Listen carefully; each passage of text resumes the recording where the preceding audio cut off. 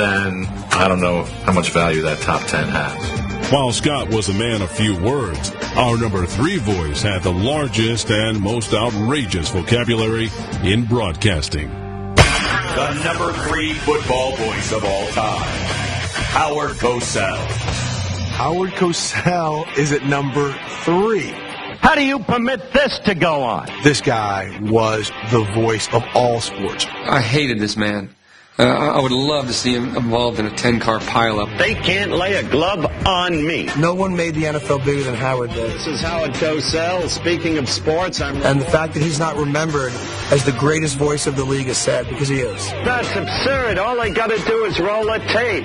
Howard had a monster ego. I mean, it was out of control. Come on, we've got to get out of here. We have animals here. Animals. Say 50% of the people hated him, 50% of the people liked him, 100% tuned in to hear him. There is Hank, sartorially resplendent, but agonized already.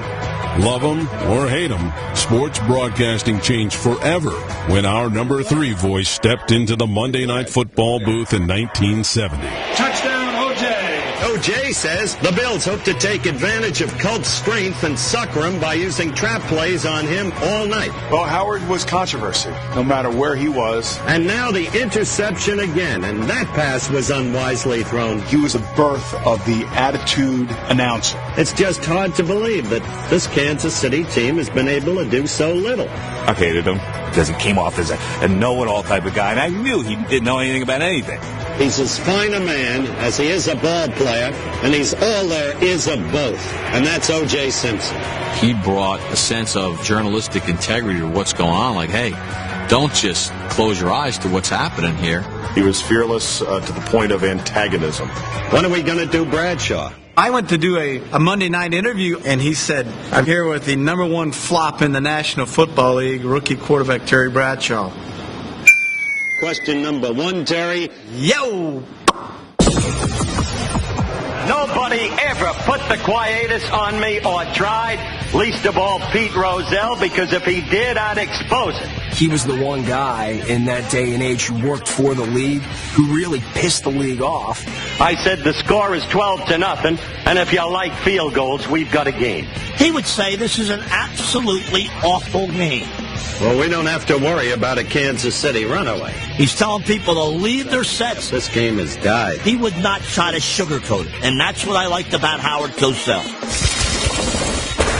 Arrogant, pompous, obnoxious, vain, verbose, a show-off. There's no question that I'm all of those things.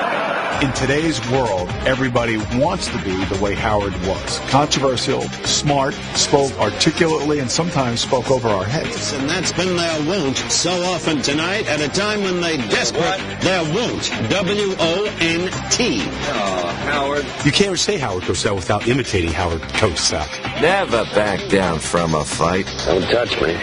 I'll beat your brains out. Always had a problem with just about everyone. And so irritable.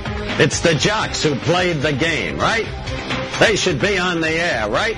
That's disgraceful.